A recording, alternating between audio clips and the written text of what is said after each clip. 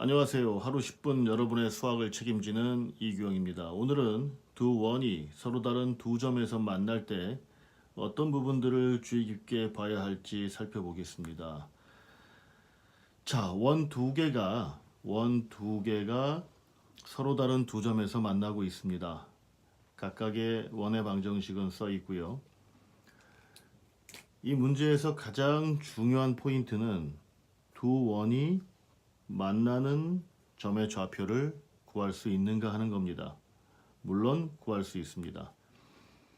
이 두 원의 방정식을요, 연립 방정식이라고 생각하고 두 원을 빼면 직선이 나옵니다. O1에서 O2를 빼면 4x 플러스 4y 마이너스 4에서 5를 빼니 9는 0에서 직선의 방정식이 나오고요. 이건 순전히 대수적인 겁니다. 도형을 고려하지 않고 대수적으로 두 2차 연립 방정식이 나왔을 때 두 원을 빼서 직선의 방정식을 구한 후 이 직선의 방정식을 y는 뭐 형태로 바꿔서 요 식에 대입을 하면 대수적으로 두 원의 교점을 구할 수 있습니다. 네, 보시면 알겠지만 이 식을 여기 대입해서 2차 방정식을 풀고 y는 마이너스 x 플러스 4분의 9를 요 y식에 대입해서 2차 방정식을 풀면 a, b 점을 구할 수 있습니다. 그런데 이 문제에서 주로 출제되는 유형은요, a, b 점을 구하라는 것이 아니고 요 a, b를 지나는 이른바 공통현의 방정식을 구하라는 겁니다. 그리고 공통현의 방정식을 구한 후 현 AB의 길이를 구하라는 문제가 주로 출제됩니다. 이 문제를 이해하기 위해서는 한 가지 개념을 알고 있어야 됩니다. 이건 직선의 방정식에서도 소개된 부분일 텐데요.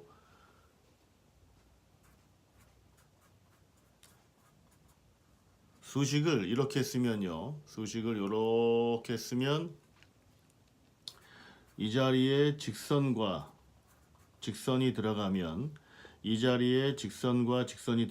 이 식은 무엇이 되냐면 k 값에 관계없이 두 직선, 이 직선을 m, 이 직선을 m이라고 하면 두 직선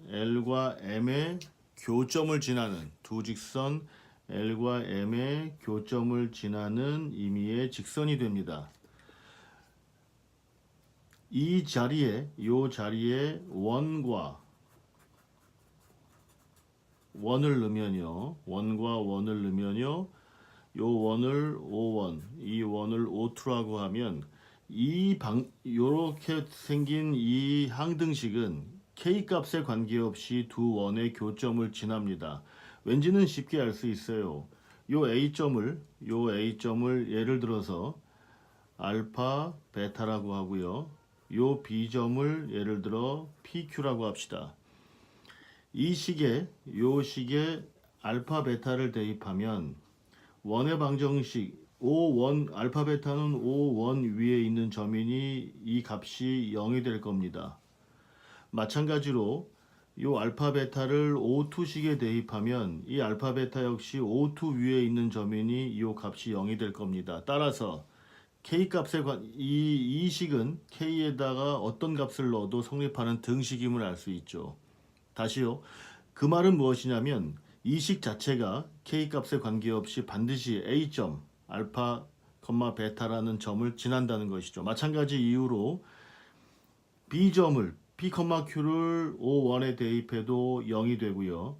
B점을 O2에 대입해도 0이 되므로 역시 이 식은 또한 K 값에 관계없이 B점을 반드시 지난다는 걸 알 수 있어요. 그런데 이 상황에서 K 값에 마이너스 2를 대입하면 즉 두 식을 빼면 같은 말이죠. 두 식을 빼면 앞에 나왔던 이 식이죠. 이 식에서 이 식을 빼주면 요 직선식 앞에 대수적으로는 두식을 빼서 직선이 나온 것을 요 y에 대입해서 2차 방정식을 풀었는데요. 사실은 요 직선의 방정식의 정체가 뭘 의미하냐면 공통현의 방정식을 의미한다는 걸 알 수 있습니다. 점핑할게요. 원의 방정식이 나왔을 때 두 원을 빼면 직선의 방정식이 나와요. 이 직선의 방정식은 뭘 의미하냐면 바로 공통현의 방정식을 의미합니다. 앞으로 두 개의 원의 방정식이 나오고 두 원이 두 점에서 만날 때 두 원을 빼면 직선이 나오고요. 그 직선은 바로 공통현의 방정식이 된다는 겁니다. 자, 공통현의 방정식 구했으면 그 다음은 자연스럽게 현 AB의 길이를 구할 수 있겠습니다. 자세한 계산 상황은 항상 그렇듯이 생략합니다. O1의 반지름은 2고요. O1에서 공통현의 방정식까지 거리는 점과 직선 사이의 거리를 이용해서 구할 수 있습니다. 따라서 AB 현의 길이의 반쪽에 해당하는 요 점을 C라고 할게요. AC의 길이를 구할 수 있고 AC의 길이와 BC의 길이는 같으니 현 AB의 길이를 구할 수가 있습니다. 두 번째로 이 유형에서 가장 많이 나오는 것 중에 하나가 뭐냐면 두 원의 교점을 지나고 어떤 한 점이 주어집니다. 한 점을 D라고 하면 두 원의 교점과 이 두 원 외부에 있는 어떤 점을 지나는 원의 방정식을 구하라고 합니다. 이런 원의 방정식을 구하라고 합니다. 원이 이상하죠? 다시 한번 그려볼게요. 이런 원의 방정식을 구하라고 했을 때 요 D 좌표를 이 D에 주어진 좌표를 요 식에 대입합니다. 다시요. 요 D에 주어진 좌표를 예를 들어 AB라고 하면 요 AB라는 좌표를 요 원의 방정식에 대입하면 K 값을 구할 수 있습니다. K 값을 구할 수 있습니다. 이 구한 K 값을 다시 요 식에 대입해서 정돈하면 그것이 우리가 원하는 요 빨간색 원의 방정식입니다. 다시요. 두 원의 요 항등식은 K 값에 관계없이 두 원의 교점을 지나는 식입니다. 이때 요 두 원 외부에 있는 어떤 점 하나가 주어지고 두 원의 교점과 요 D를 지나는 원의 방정식을 구하라고 하면 요 D 점의 좌표를 요 원의 방정식에 대입해서 K 값을 구합니다. 그 구한 K 값을 다시 대입해서 요 자리에 K 값을 대입해서 이 식을 정리하면 원의 방정식이 나오는데요. 그 원의 방정식의 정체가 바로 요 빨간색 원입니다. 물론 여기 2점이 주어집니다. 2점이 주어지고 요 두 원의 교점과 요 2점을 지나는 원의 방정식을 구하세요. 그러면 뭐 이렇게 구해지겠죠. 마찬가지로 이 2점을 C, D라고 하면 이 2점을 요 원의 방정식에 대입해서 또 K 값을 구합니다. 아까의 K 값과는 분명히 다르겠죠. 그 다른 K 값을 구한 K 값을 K에 넣어서 다시 정돈하면 원의 방정식이 나오는데요. 그 원의 방정식의 정체가 바로 뭐냐면 요 파란색 원의 방정식임을 알 수 있습니다. 요 두 가지 형태, 공통현을 구하고 두 원의 교점을 지나는 어떤 다른 원의 방정식을 구하는 게 대표적인 문제라면 이제 요 문제가 활용된 한두 가지 유형을 살펴보고 마무리할게요. 복잡하진 않습니다. 두 원의 교점을 A, B라고 하면 이렇게 그림이 주어지고 그림이 하나 이렇게 주어집니다. 요 A, B의 중점을 지나는 중점을 아까 C라고 했죠. 요런 그림이 그려지고요. 요 점을 C, 요 점을 D라고 하고 문제는 이렇게 주어집니다. 요 점을 M이라고 합시다. CM 선분 곱하기 선분 DM의 길이를 구하라. 여기에 숨겨져 있는 원의 성질이 하나 있죠. 원의 성질은 뭐냐면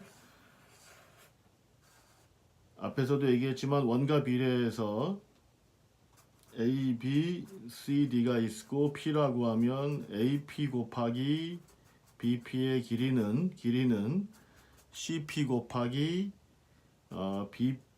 DP의 길이와 같다라는 개념을 이용해서 실제로 이 길이를 구하라는 게 아니고요. CM 곱하기 DM의 길이는 뭐랑 같냐면 AM 곱하기 BM의 길이와 같기 때문에 이 문제는 앞서 말했던 요 현의 길이를 구하라는 것과 요 AM의 길이, 여기서 말하면 AC의 길이를 구하면 그것의 제곱이 되겠죠. 이 길이와 이 길이는 같으니 AM의 제곱을 구함으로써 구할 수 있습니다. 하나 더요. 사실은 수학에서는 똑같은 문제를 말만 다르게 내는 경우가 많은데요. 이 문제도 마찬가지입니다.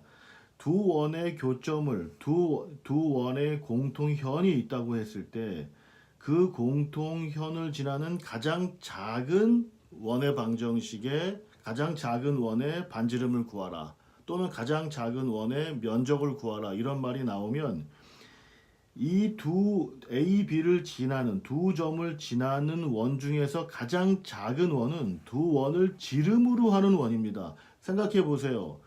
두 선분이 있을 때, 이 선분이 있을 때, 선분 AB가 있을 때, 선분 AB를 지나는 가장 작은 원은 이 선분을 지름으로 하는 원이 되겠죠. 요 선분이 지름이 아니었다면 이것보다 더 큰 지름이 존재하게 되겠죠. 이 현이 될 테니까요. 이 두 점을 지나는 원에서 요 AB가 지름이 아니면 현이 돼서 지름이 아닌 현은 지름보다 길 수가 없겠죠. 따라서 그렇게 나온 문제조차도 결국 뭘 구하는 거냐면 앞에 1번 유형에서 요 현의 길이를 구하는 것과 다름이 없다는 것이죠. 자, 오늘은 두 원이 서로 다른 두 점에서 만날 때 꼭 살펴봐야 될 점들을 설명드렸습니다. 만족하셨다면 구독 버튼 눌러주세요. 고맙습니다.